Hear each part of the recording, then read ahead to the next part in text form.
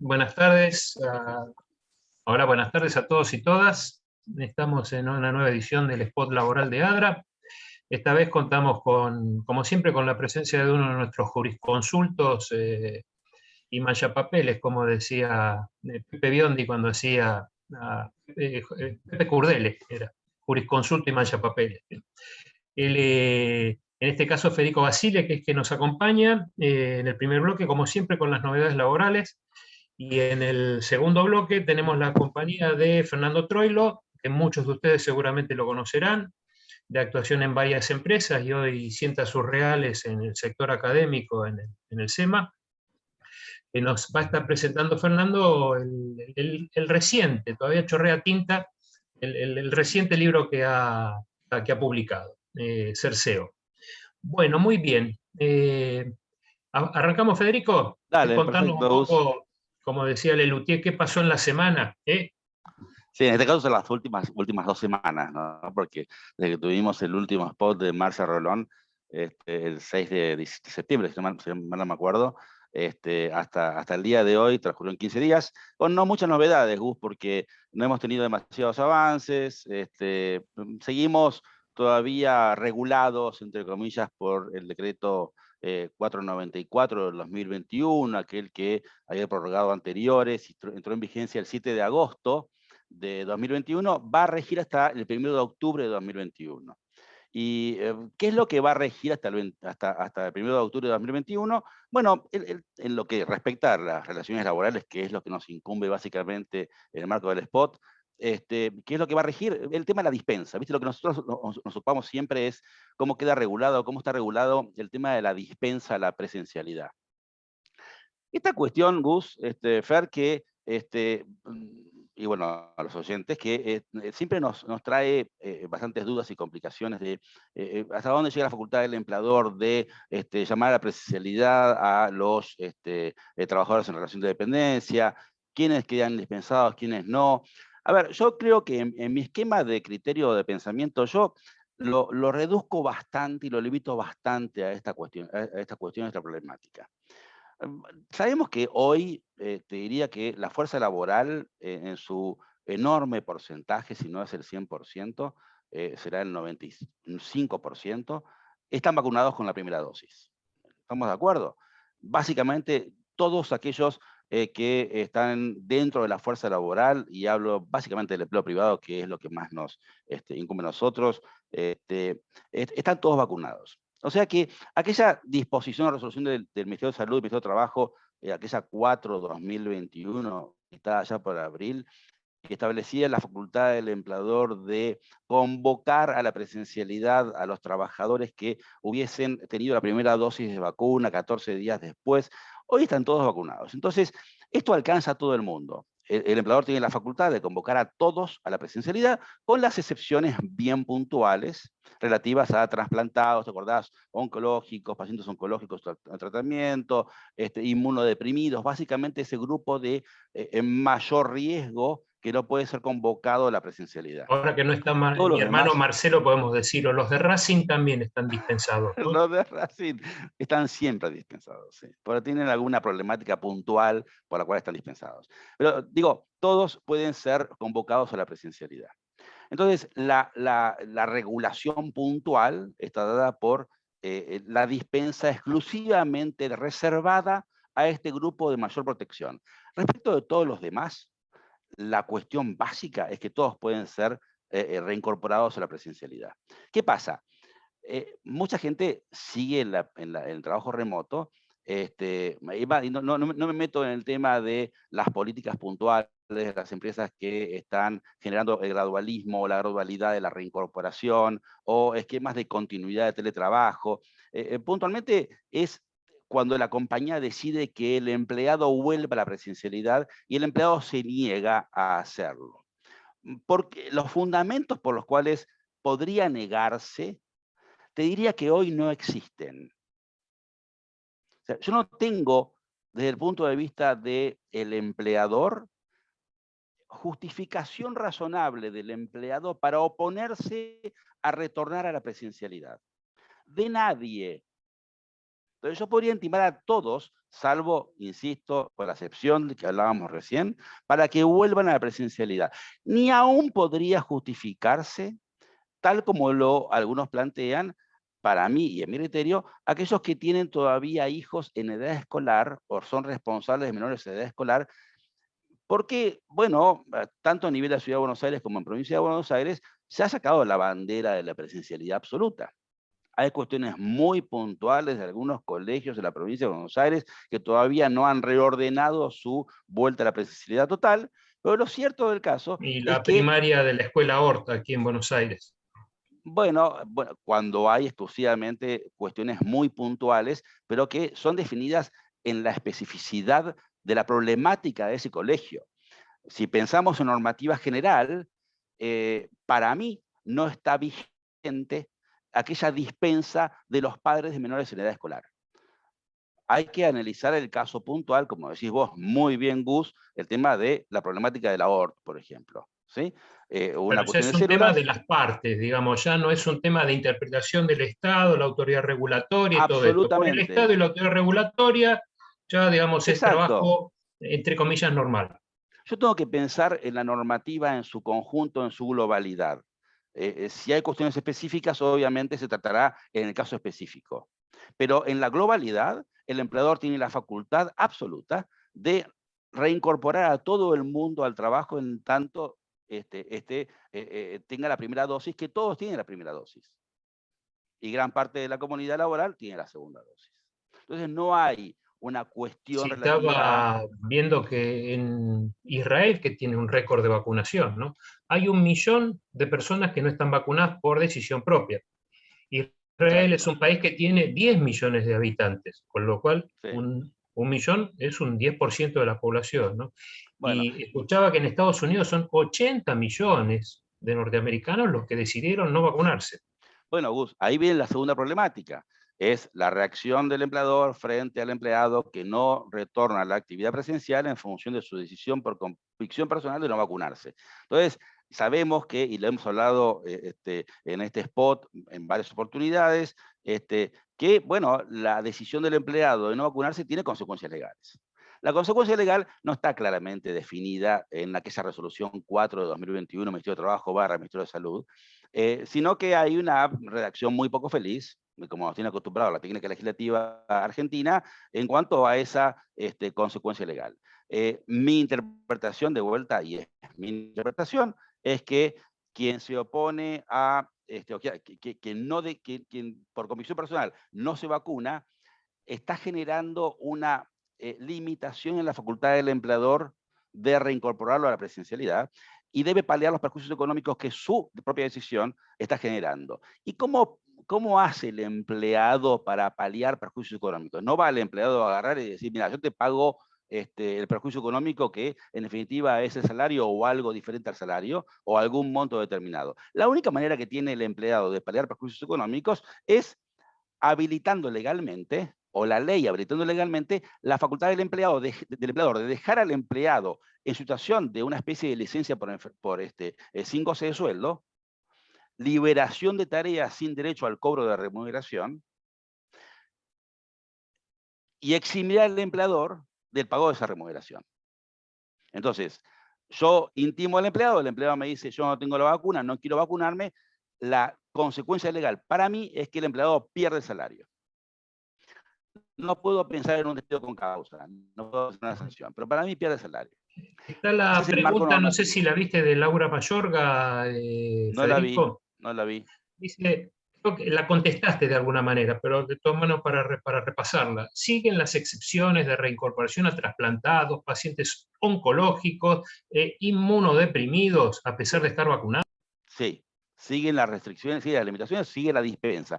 La única dispensa que existe en la actualidad, en mi interpretación, es de ese grupo de mayor protección.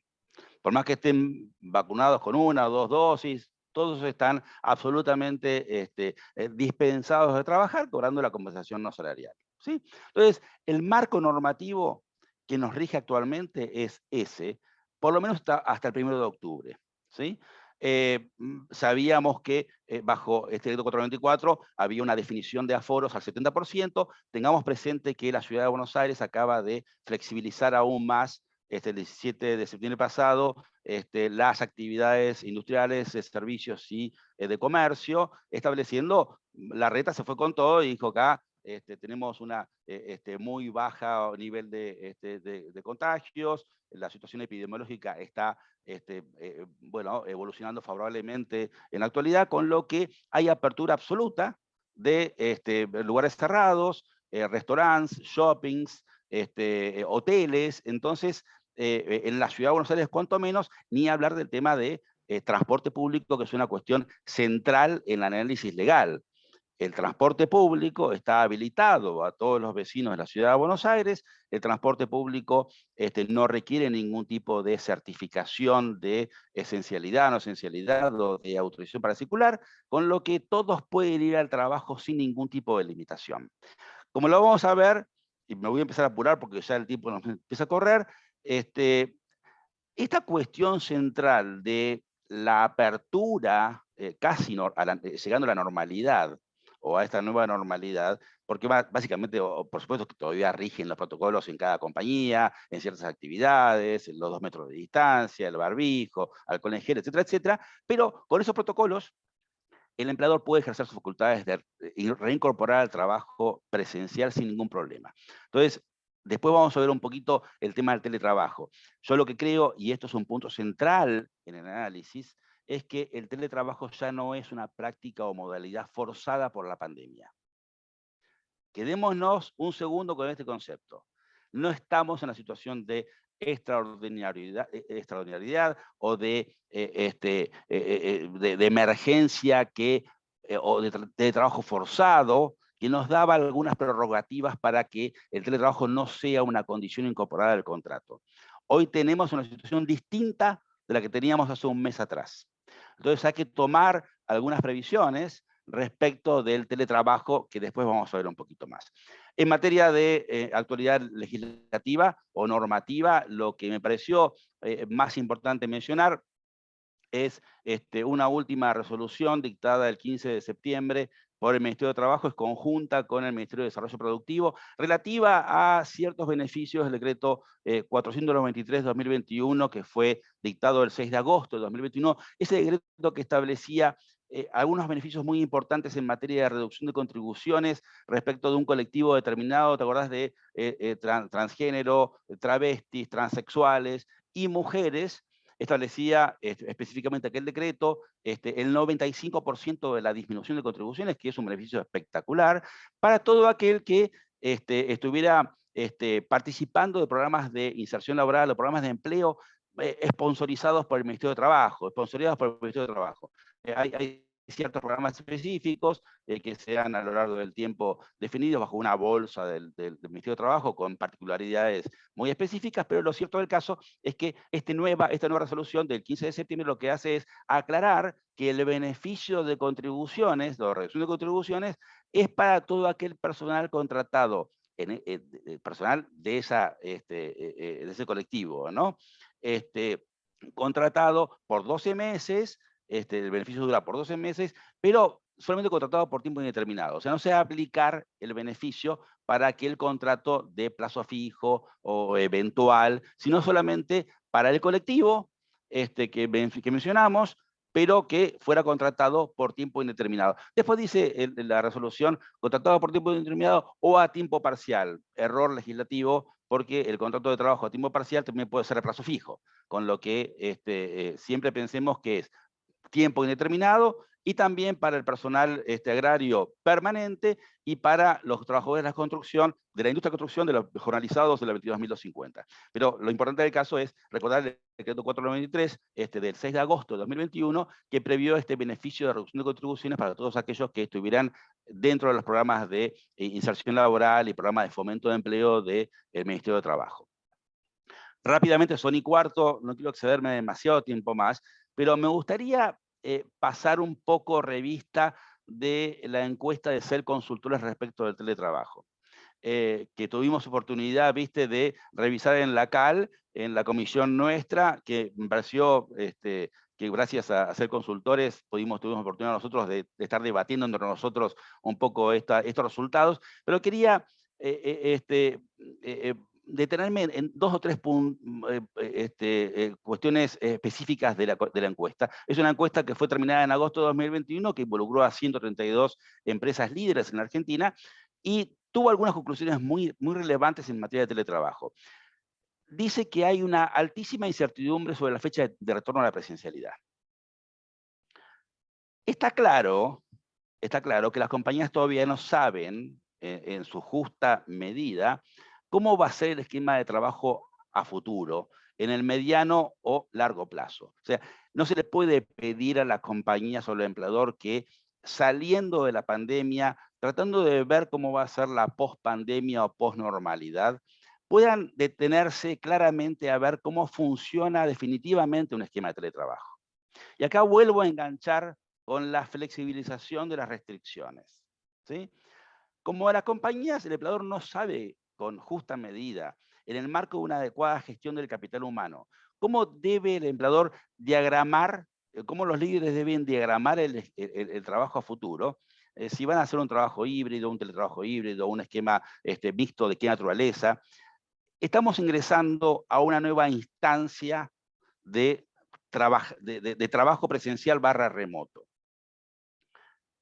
Como decíamos antes, había una discusión muy grande respecto de la vigencia o no vigencia de la ley de teletrabajo. Mi interpretación inicial fue que la ley de teletrabajo entró en vigencia el 1 de abril y no hay argumento alguno bien sólido, en mi criterio. Respeto absolutamente los criterios de mis colegas, y por supuesto puedo no tener razón, pero para mí la ley entró en vigencia el 1 de abril. La única disquisición jurídica que hago es que en el marco del teletrabajo forzoso, el teletrabajo no se incorporó como una condición definitiva en el contrato de trabajo, que el empleado pueda oponer como derecho adquirido o que el empleador pueda oponer al empleado como una nueva condición. Pero la ley de trabajo entró en vigencia, y con esta vigencia también entró en vigencia ciertas obligaciones compatibles con la situación de pandemia que teníamos o que tenemos. Entre otras obligaciones, lo que está en vigencia claramente es la obligación del empleador de pagar los mayores gastos de conectividad. Volviendo a la encuesta, si no tengo una definición clara sobre el retorno a la presencialidad y existe alta incertidumbre, el empleador debe decírselo a los empleados y específicamente indicarles que la continuidad del teletrabajo es parte de un proceso experimental, que yo voy a definir a lo largo del tiempo y que puedo definir de aquí a 6 meses, pero todavía no va a ser una condición central o esencial del contrato de trabajo. ¿Sí? Tema número 2, me queda un minuto más. No, sí. El tema de los montos compensatorios. La consultora dice que hay un 27% de empresas que otorga un monto compensatorio por conectividad, pagando en promedio 2.200 pesos. En este monto está girando el tema de la compensación de gastos por conectividad, que después debemos analizar cómo se paga. Recordemos que no es remuneratorio, o sea que no genera cargas sociales, ni genera impuestos a las ganancias. Y después, temas que van a venir, y dejo planteados, de los nuevos beneficios que van las compañías a considerar a partir de la nueva normalidad. Entre otros, costear gastos de transporte. Un 20% de empresas consultadas respondió que va a mantener una cobertura de gastos de transporte para el retorno a la presencialidad. Tengamos en cuenta que esta cobertura de gastos de transporte va a constituir un beneficio salarial, porque va a ser efectivamente el ahorro de un gasto que de lo contrario el empleado habría asumido por sí mismo, y en función de esto es salario. Los dejo ahí. Hay mucho por mirar, mucho por analizar, pero Y el tenemos escenario legal está muy entretenido. una pregunta, a ver si podés dar alguna respuesta a esta. El querido colega Carlos Lelio, el gran Carlos Lelio, dice: el problema se plantea cuando la persona no quiere vacunarse, pero quiere entrar a trabajar. Sí, lo hemos analizado y lo hemos debatido mucho con mucha gente. Yo todavía no he visto ninguna persona que haya dicho, quiero trabajar y no quiero vacunarme. Puede ser que Bien. haya casos muy específicos de gente que Ujú. haya dicho, yo no quiero vacunarme, pero quiero ir a trabajar. A mí me parece que si el empleador... Es algo es- parecido a alguien que tiene un infecto contagioso y quiere venir a trabajar. sí, a ver, pero hay cuestiones de seguridad e higiene como obligación del empleador. Entonces, aquella persona que no se vacuna, o que decide no vacunarse y quiere volver a trabajar, no me queda mucho más remedio que decirle, mira, yo prefiero que para conservar la armonía laboral, seguridad de higiene y que no te miren mal aquellos que se vacunaron y viene un no vacunado, más allá de que no está probado científicamente, está planteado por ciertos estudios médicos que el no vacunado contagia diferente o más que el Ajá. vacunado. El empleador podría decirle, mira, yo prefiero que vos no vengas a trabajar. En el caso que así lo hiciera, si ese fuese el argumento del empleado para no quedar en licencia sin goce de sueldo, bueno, podría no quedarme más remedio como empleador que pagarle la compensación no salarial. Ujú. Un espacio que me otorga la resolución 4/2021, de decir, bueno, en ese caso puntual, si inteligentemente el empleado a través de su abogado nos dice, yo quiero trabajar pero no quiero vacunarme, con lo que yo no podría imponerle la licencia 5 de sueldo, ahí no tendría mucho movimiento más que para dejarlo afuera, pero pagarle la compensación no salarial. Bueno, tenemos, Federico, te dejo para ahí, podés poner por escrito, porque Dale, hay dos preguntitas perfecto. más y Lo voy bastante contestando por detalle chat. sobre las cuestiones estas. Una de Esteban Dale. Tomazone y otra creo que es también de la misma oyente que había, yo digo oyente, pues siempre pienso que es un programa de radio, del punto Del anterior. público participante. Sí, bien. Bueno, Fernando, ahí está Piedra Libre, Fernando, atrás del libro. ¿Puedes decirnos qué es el libro este atrás del cual estaba, Fernando? Bueno, Gustavo, Federico, un placer estar con ustedes y con todos los participantes, como vos decís, Gustavo, con todos los oyentes. Eh, bueno, lo primero, además de agradecerles a ustedes, es contarles en términos generales cómo se originó este libro, que en realidad surgió como producto de mi investigación doctoral, ¿no? Que terminé a fines del año 2019 y que tuvo como objetivo principal identificar las competencias críticas para el desempeño efectivo de la posición de SEO, ¿no? Un objetivo muy específico, identificar competencias críticas y en una posición particular que es la de SEO. Y esta idea surgió desde mi rol profesional en el área de capital humano, al haber acompañado muchos años a muchos ejecutivos en su desarrollo, y bueno, y al observar y reflexionar sobre los factores que intervienen en estos procesos de desarrollo, y esto me llevó a formular algunos interrogantes que son los que acompañaron la investigación y los que trato en este libro que se publicó, ¿no? Porque si bien hay muchas notas de opinión, hay muchos artículos, hay bibliografía a nivel global, local, que tratan el tema de liderazgo, de competencias directivas o gerenciales, en su mayoría son de carácter teórico y general y no se refieren a una posición de liderazgo en particular, sino que hablan de competencias directivas, gerenciales, de liderazgo, y son aún menos los estudios que tienen carácter empírico, es decir, son más los estudios y los libros de carácter teórico y son muy pocos aquellos que vienen a dar cuenta luego de haber realizado un estudio de campo, ¿no? Con carácter formal de investigación empírica. Y aún si lo seguimos desgranando, hay muy pocos que son estudios empíricos y que abarcan exclusivamente la posición de SEO como se trata este libro. Entonces, no pretendía en este libro enfocarme en temas generales de liderazgo, sino en la especificidad de este rol para, bueno, contribuir a iniciar por primera vez estudios en nuestro país, en Argentina, que no hay de este tipo, y en la región, y bueno, y en el mundo. Esto me llevó, por supuesto, a ver qué otros estudios empíricos sobre la posición de SEO en particular se habían realizado a través en otros países, El y estado ahí del arte, pude, ¿no, doctor? en, exactamente, los antecedentes, ¿no? Que se llaman.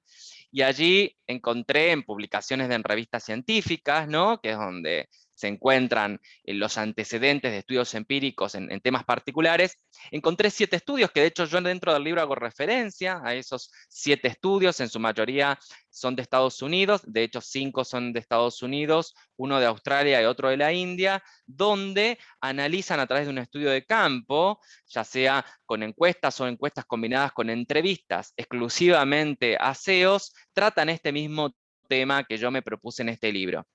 Simplemente, obviamente, para aclarar entre todos, este término SEO, que corresponde a las siglas en inglés de Chief Executive Officer, como así además se utiliza más bien en el ámbito de las grandes corporaciones multinacionales, se refiere claramente al rol de ejecutivo número 1 de una empresa, y bueno, y en algunas otras organizaciones, de hecho me encontré así con esto cuando fui al campo, tienen el mismo significado y tienen otros nombres, ¿no? Como de General Manager, Managing Director, Country Manager, o por supuesto en su traducción al español, gerente general, director ejecutivo. Y esto, ¿por qué es importante, ¿no? Este tema en particular, o porque yo lo vengo viendo como importante en mi transcurrir también profesional?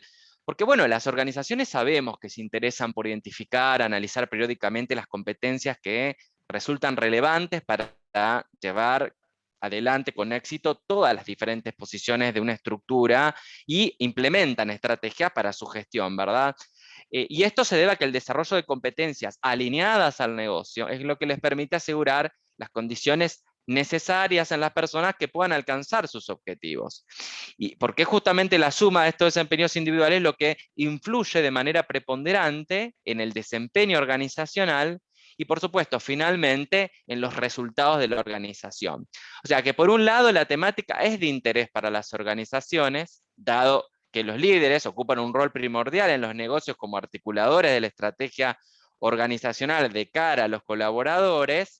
Por eso es importante analizar el papel de los procesos de identificación, desarrollo de competencias críticas para llevar adelante estos roles, y es crucial aún más entonces analizar este papel de las competencias, su desarrollo en quienes ocupan como líderes esta posición de número 1. Y por otra parte, a nivel personal, también resulta relevante para hacer un aporte de valor para quienes tengan aspiraciones de carrera, particularmente en posiciones de SEO, ¿no? Entonces, espero que este libro sea de ayuda a los profesionales que deseen desarrollar este tipo de carreras ejecutivas, propiciando entonces trayectorias laborales acordes a las competencias críticas necesarias para alcanzar este propósito, ¿no?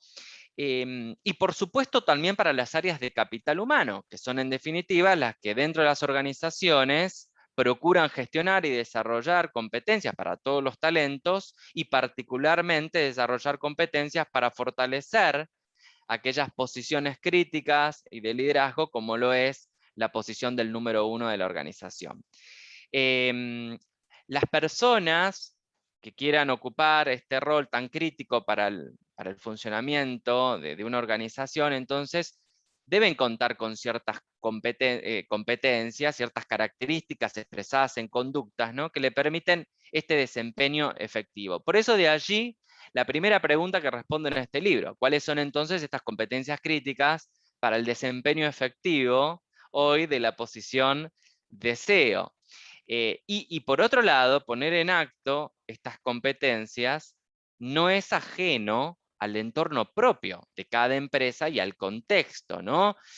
Como lo define y como lo menciono en el libro Boyatzis, nunca uno podría descindir el término de competencia del término contexto, del concepto de contexto y de cultura, ¿no? La competencia está en una determinada organización, con una determinada cultura, y esa organización está en un determinado contexto.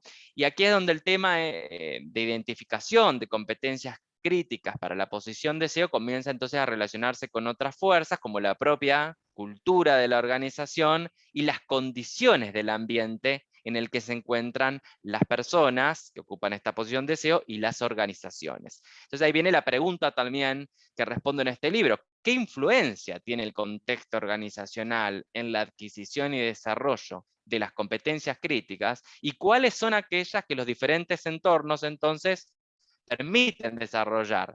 Y qué efecto tiene también la cultura organizacional y sobre qué competencias los distintos tipos de cultura organizacional influyen principalmente. Y más aún, llegar a ocupar una posición de este tipo, ¿no? Y contar con las competencias para poder hacerlo, implica también un proceso propio de socialización y de desarrollo particular, influenciado por estos factores que acabo de mencionar: la cultura, el contexto, los vínculos y también las acciones implementadas propiamente desde nuestra gestión de capital humano, como el área responsable del desarrollo organizacional y de las personas. Por eso también la última pregunta que trato en este libro es sobre cómo son los modos de socialización y desarrollo de las competencias críticas y cuáles son los más determinantes. Y para dar respuesta a todas estas preguntas es que decidí entonces privilegiar la perspectiva de los propios actores. Y este es un punto también para compartirles a ustedes particular de este libro. Yo privilegio y le doy la voz a los propios actores. Esto quiere decir a los propios CEOs de filiales locales de compañías multinacionales, comprendiendo que son las propias actitudes, pensamientos y percepciones los componentes que finalmente determinan la puesta en acción de las conductas. Entonces fueron los mismos CEOs los que expresaron su mirada a través de, bueno, los profundos y enriquecedores y súper valiosos diálogos que tuve la oportunidad de concretar y de participar. De hecho, fue un gran aprendizaje hacer este libro. Me di un gusto enorme. Por supuesto que tiene una dificultad grande cuando uno pretende escribir un libro basado en un estudio de campo y particularmente cuando se realiza el estudio sobre sujetos de estudio con una complejidad de agenda y a los cuales no es tan fácil llegar, ¿no? Como son los número uno de organizaciones y más aún de grandes compañías multinacionales. Pero me propuse llegar a conocer, entrevistar en profundidad 30 de ellos. Acá también algo para compartir desde lo metodológico, ¿no? Dado que debe haber también muchos investigadores allí. Nos dice Hernández Sampieri en su libro de Metodología de la Investigación que cuando uno realiza un estudio de casos tipo son como esta investigación, ¿no? Un conjunto de sujetos que reúnen la misma característica. Aquí eran todos CEOs de filiales argentinas de compañías multinacionales. Entonces es una muestra de casos tipo. Hernández Sampieri en su libro dice que deberían ser entre 20 y 30. Entonces yo digo, bueno, voy a llegar a los 30, ¿no?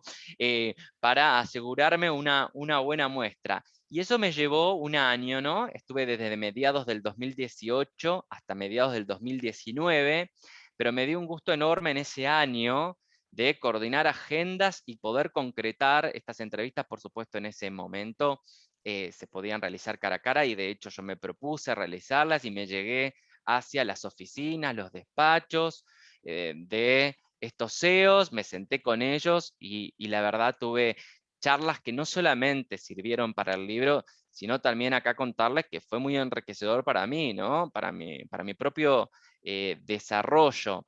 Además de agradecerle a estos 30 CEOs por la generosidad, ¿no? Del tiempo que me otorgaron, por la calidez, por la apertura, que también eso habla también muy bien de personas enfocadas no solamente en el propio desarrollo, sino que están abiertas a desarrollar a otros, como es mi caso, que llegué a ellos solicitándoles una entrevista para concretar una investigación que después devino en este libro, ¿no? Un poco para contarles de la estructura de este libro también, qué característica tiene. Bueno, el primer capítulo pretende describir esta misión de la posición de SEO. Hablo de los detalles del abordaje de las entrevistas, algunos detalles de este trabajo realizado. Menciono a los entrevistados que se incluyen en el apartado de entrevistas de cada capítulo, porque yo en cada capítulo transcribo las entrevistas, porque también me interesa que los capítulos tengan un aspecto conceptual, teórico, del enfoque de la variable teórica que estoy tratando en ese capítulo, ¿no? Pero que también venga la voz propia de los SEOs y que el lector en este libro tenga la chance de escucharla de primera mano.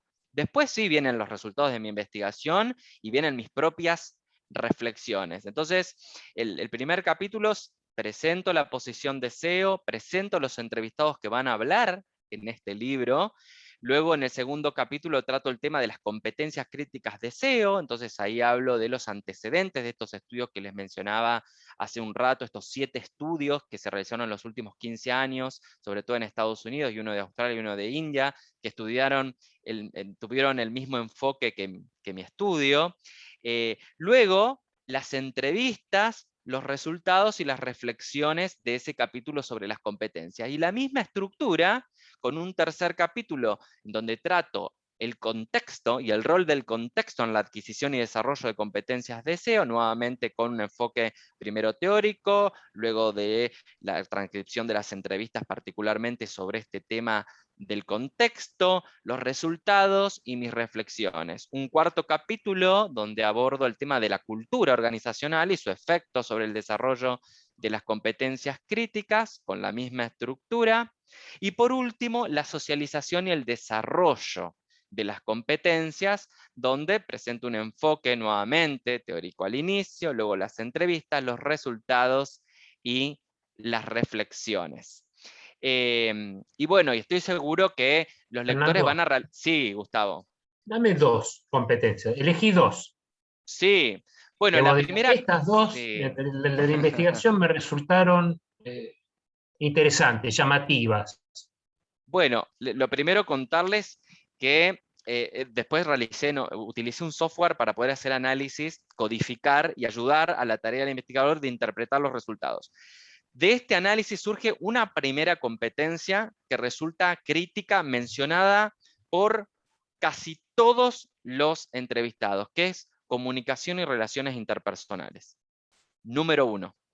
Si uno lo empieza esto a entender en cuanto al rol, a la misión de la posición, uno entiende que el rol principal del SEO es justamente ser un articulador entre el interior de la organización y el exterior, y sobre todo en un rol de un SEO, de una filial local, de una multinacional, tiene una conversación, una comunicación hacia el interior y hacia su país, y también una conversación hacia el exterior. Por lo tanto, la habilidad de comunicación y relaciones interpersonales, sin lugar a dudas, es primordial para llevar adelante con éxito su función.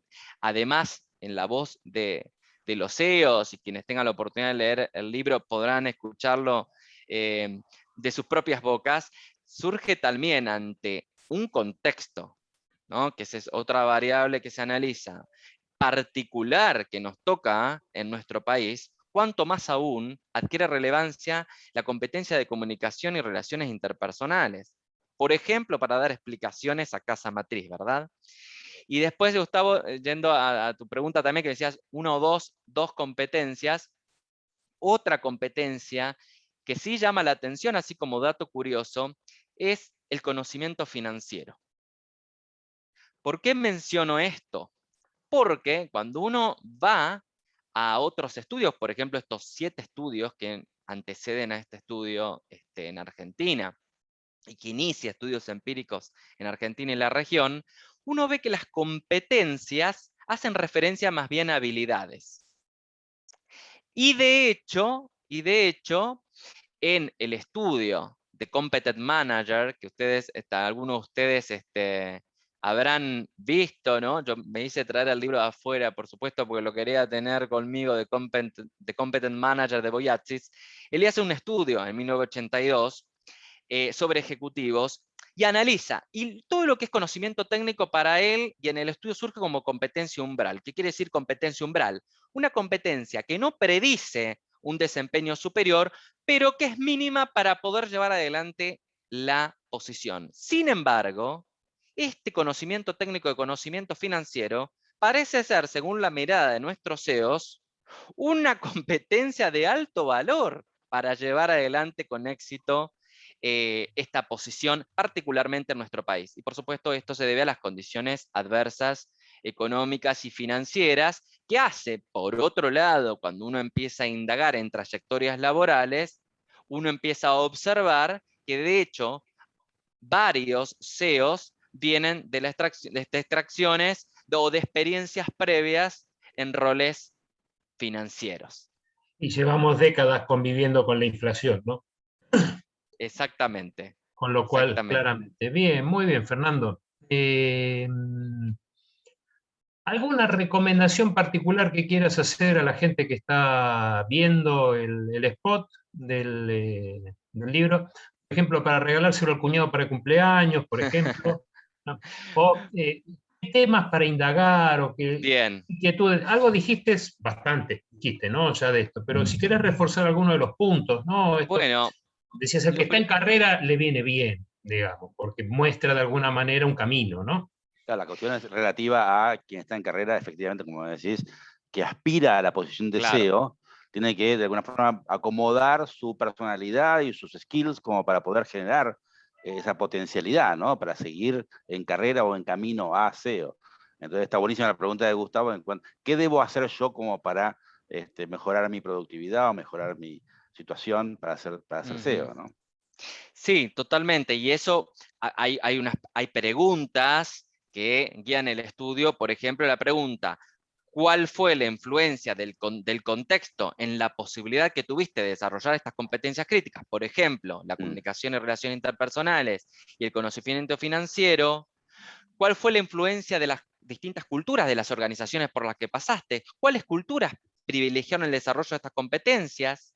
¿Y cuáles fueron concretamente los modos de desarrollo? ¿Cómo concretamente desarrollaste estas competencias? Sin lugar a dudas, la experiencia, siempre la experiencia, es el principal motor de desarrollo de estas competencias, y sobre todo esas experiencias que revisten especial dificultad o un componente emocional, ¿no? Por ejemplo, las expatriaciones, que sin lugar a duda son experiencias que hacen flexibilizar, estrechar, por ejemplo, la habilidad de tener que comunicarse y relacionarse Claro. con personas de otras culturas, ¿cierto? Uh-huh. Por ejemplo. Uh-huh. Uh-huh. Un poco esto que vos mencionabas, Gustavo, de la recomendación, desde ya que pretende ser un libro que pueda servir, como decía, a quien quieran desarrollar estas carreras ejecutivas y sobre todo hacia posiciones de alta gerencia y deseo, pero también para nosotros como profesionales de recursos humanos, para saber entonces qué tipos de experiencias de desarrollo también tenemos que propiciar. Y no solamente desde recursos humanos, más aún también las universidades y las escuelas de negocio. ¿Qué competencias entonces deberían estar incluyendo en sus currículas? ¿Y qué tipo de experiencias educativas deberían estar propiciando? Y quienes además somos docentes o profesores, de hecho con Gustavo compartimos la comisión académica de ADRA, nosotros en nuestros roles docentes, ¿qué tipo de experiencias educativas también deberíamos incluir dentro del aula para propiciar estas competencias, sobre todo cuando damos clases en escuelas de negocio y en alumnos de MBA, que por supuesto tienen una aspiracional muy grande a convertirse en dueño de negocio o en CEOs? Imagino también los headhunters, ¿no? Los que están haciendo selección ejecutiva, ¿no? Sí, claramente, y ellos también lo verán cuando, por supuesto, hacen un trabajo de hunting encargado por una organización que les pide justamente que observen, que evalúen, que tenga estas competencias los aspirantes a ocupar una determinada posición. Por otro lado, esto como sigue, ¿no? Con perspectivas a futuro, sería fantástico que este libro, que esta investigación en realidad pueda dar un puntapié a una mirada de estudios y de libros también con mayor base empírica, y que pueda ser un inicio, un puntapié para futuros estudios.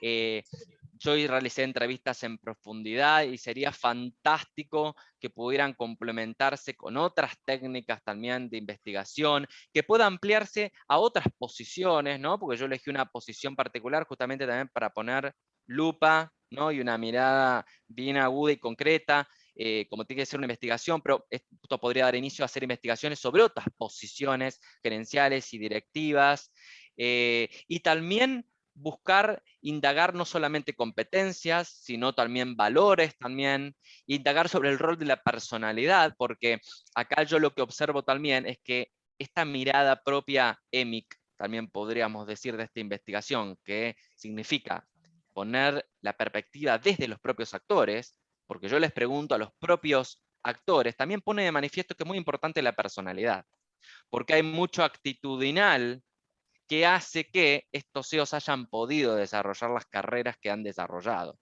Y de hecho, en mis observaciones de campo, que también tomaba, luego que salía de cada despacho, de cada living de las empresas donde me encontraba, podía notar la gran orientación al autodesarrollo de estos 30 CEOs que entrevisté.